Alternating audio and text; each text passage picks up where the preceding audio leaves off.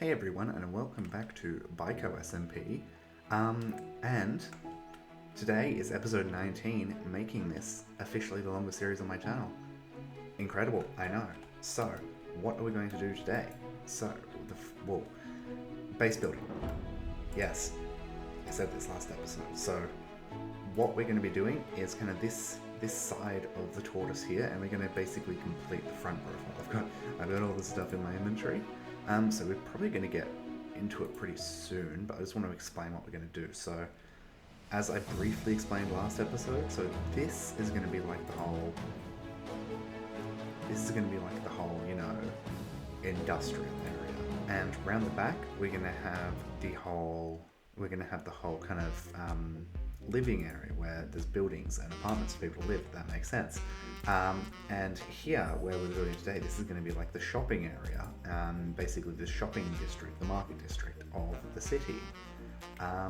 So I've got everything we need for that in my inventory, and I might even just get started, to be honest, get it right out of the way. And yeah, let's get straight into a time lapse, because I really like what I have designed, and we're going to have like a big blimp. I briefly mentioned, and that there's a lot of details with the blimp I want to point out, so let's get into it.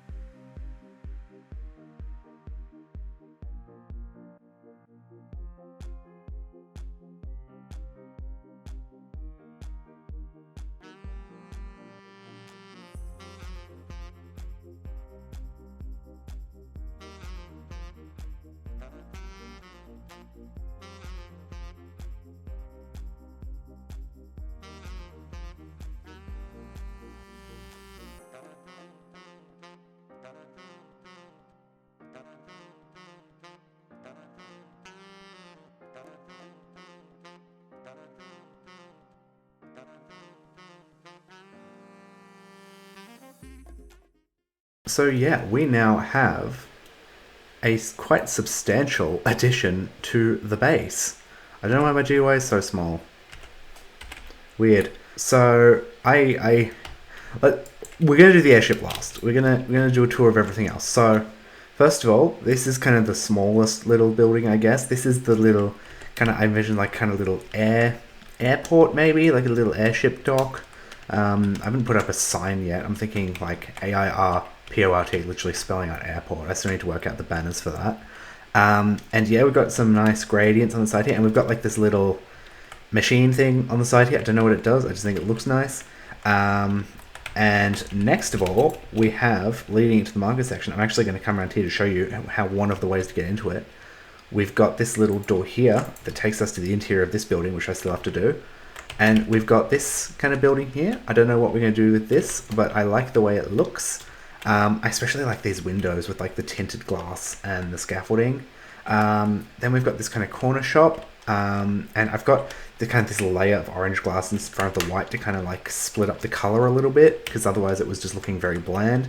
And we've got like this weird little slab thing down here. I think that works. I'm thinking this is like maybe like a clothing store or something. I still need to work out what I'm doing with each store. Then we've got here, this is pretty generic. I think it could really be anything. I didn't really have anything specific in mind. Here we've got like, here I imagine this is like a fancy restaurant. This is like high class. Let's go up. We've got like this little undercover area. Could put like a seat and table here or something. Also, I will note, the railing with the hopper and the anvil, this took a lot of iron. Anyway, so yeah, we've got like kind of this like very ornate architecture and a literal diamond block in there, because you know I have diamonds to spare. And then we've got kind of this last building, which I kind of imagine is kind of like I know the black market section's down below, but this I kind of imagine is like a kind of darker, not necessarily illegal, but we've kind of got this maybe like a plant store. It's got moss growing everywhere. We've got plants up here. I'm thinking it's like some kind of botany place. I don't know. So yeah, this is This is no floor. Yep, there's no floor. So yeah, obviously I still have to do all the interiors and stuff. Lastly, we have this little building up here, which I kind of extended down the side here because when you were looking in here before, it was looking very empty. So I kind of extended down the side there so you can definitely see the side of the building. I also added in this little string. I realized when I was building this that I forgot to add this in. This was in the schematics, the Lightmatica file for this previous section.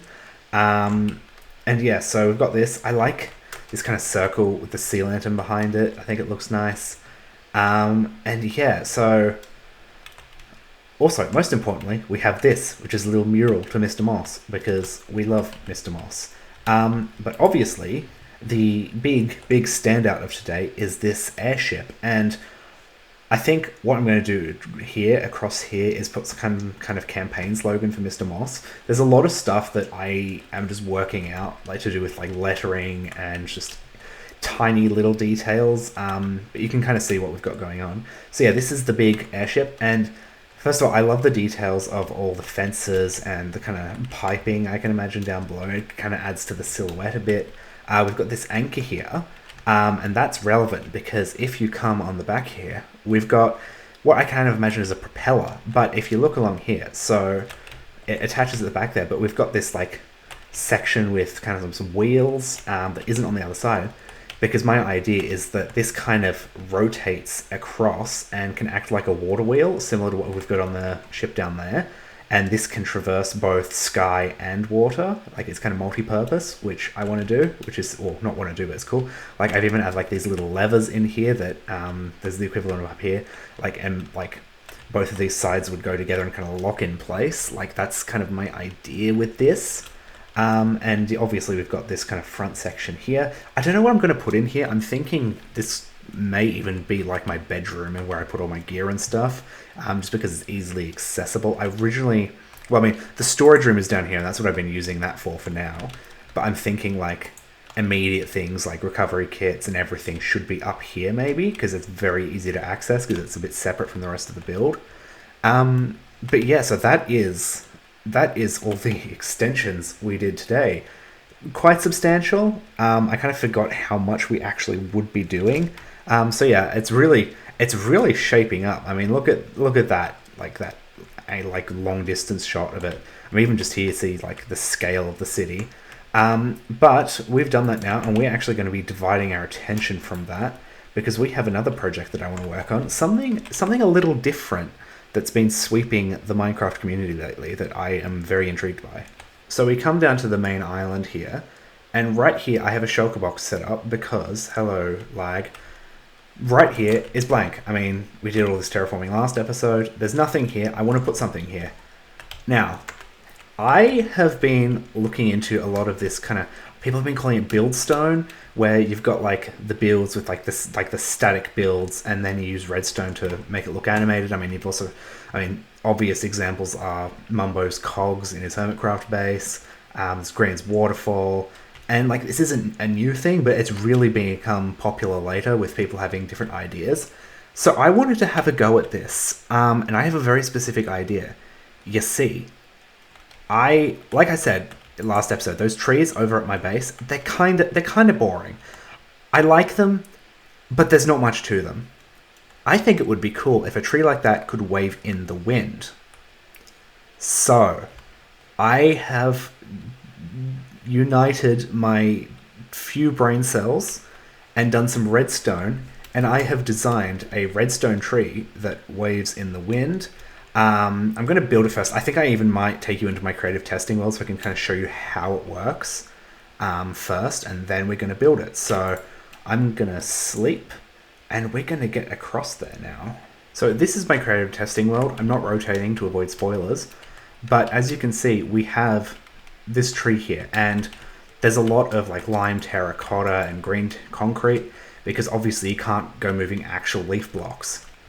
But what we've got down here, so if I get the lever and actually activate the system, I turned it off, but we activate it, you can kind of see it triggers this kind of waving mechanic, and like you can kind of get it from different angles, and I really like the way it looks, especially from a distance, but we're not going to look at that too much now because I want to show you how it works. So if I actually, I am going to, what I'm going to do is I'm going to kind of like get in half. I don't have, actually, no, I'm not going to do it like that because I don't have, what's it called? I don't have World Edit installed at the moment. So I'm just going to dissect it essentially. So you can kind of see all the pistons that are kind of picking stuff up and moving it. Now this is one tick, so it's not like it's going to massively affect anything. Sorry, I mean, I should rephrase that. It's not like it's going to like stick out then bring it back in, because it's just a one tick pulse. It's going to stick it out then leave it. So you can kind of see how it works. We've got this observer chain going up, and that's powering these crafters, which the power is carrying onto here. Now, I don't know if there's a better block for this. I basically just chose crafters because it outputs redstone signals and also updates its state only once. For example, I had redstone lamps, but it had 2 updates which were affecting the observer, so the crafter just has one singular update when it's powered. So I think with my limited redstone knowledge, that was the best idea. So yeah, you can kind of see how it works. So I've got this on all 4 sides. Obviously this side's gone now, but yeah, you can kind of see what's going on. And it's just got a very simple redstone clock down here. I am not playing with hopper clocks because I am terrified of them.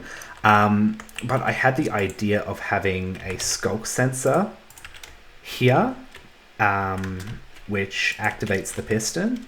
So we say, do that, and that activates that, and that activates the circuit. But we are going to have to put some wool in just to stop the system from constantly activating. So yeah, that's worked. So let's say we just come from this side. That's what's activating. I actually still need to get the skulk sensor, but yeah, you can kind of see how this is going to work, and I really like it. I think it's going to be good. Now this actually is going to have to be green wool because, or lime wool, because that's going to be surface level. But yeah, you can definitely see where this is going. So let's get back onto BiCo and actually build this thing. Right, so we have all the resources we need, and I'm just going to bring in the, okay, it's on single layer mode. Let's just set all. And I'm going to do some digging below to kind of make way for the redstone. So I'm just going to kind of come along like this. So as you can see, I have kind of got the redstone in here now. This is the circuit.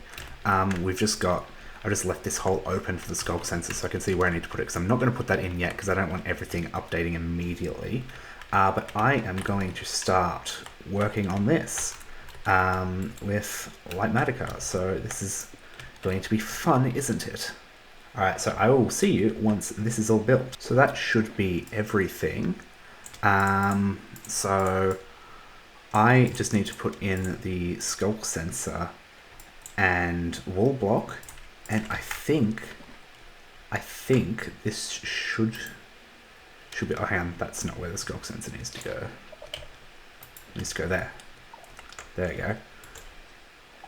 And that should also reduce lag if it's not like if it's only just going to be happening when a player gets near it. That is definitely going to reduce lag, which is going to be good. So we get close to it, and that's when it starts. Yes, I can redstone. Yes, I am amazing redstone. I might even put another sensor around here somewhere so it does move if you get a bit further away, just because it's very, I don't know. I might even try to put a timer on it. I don't know. I'm not good with redstone timers. Like I'm with most redstone, not good with. But like, yeah, you can kind of see the vision now, right? So yeah, this is going to be good. And like, I fully plan on embracing kind of this build style a lot more. I mean, like, I have had a lot of ideas for stuff I want to do at the base, some very cool stuff. But you know, this is a very cool start in my opinion. So yeah, this is cool. I like wavy trees. I might even put a few more around here somewhere. I don't know. We'll see what happens. So yeah, let's get back to the base and finish off this episode, because I think this is quite cool. So thank you all so much for watching today's episode. It has definitely been a lot of building, and a lot of redstone as well, surprisingly. I don't usually do redstone, but yeah, next episode we're going to be getting into some stuff. I don't really want to spoil some of the ideas I've had, but I'll spoil one little one. For example, one of the things I want to do is I want to have some redstone in, I'll show you where. I want to have some redstone in the tortoise's skull here, so we can have like eyes that are blinking. That would be cool. I'm gonna have to rework the design a little bit. Yeah, I don't know how fast double piston extenders can get, because depending on how fast we get, we could have stuff coming in from this side and then retracting. Again though, I don't know how fast they can get, because the ones I've seen are pretty slow and probably wouldn't work for the effect we want. So yeah, that also, another thing is I want to have some steam somewhere. The steam is moving in the wind, similar to the tree over there. But yeah, you get the idea. And like the base is really starting to form up. I mean, this side still looks interesting. Actually, it looks worse now. But yeah, so we're going to be working on this part of the base at some point. I don't know when. I haven't designed any of it yet, but hopefully that will be soon. So yeah, thank you for watching today's video. If you enjoyed it, please leave a like and subscribe to that fun stuff, and I'll see you on the next one if you choose to watch it.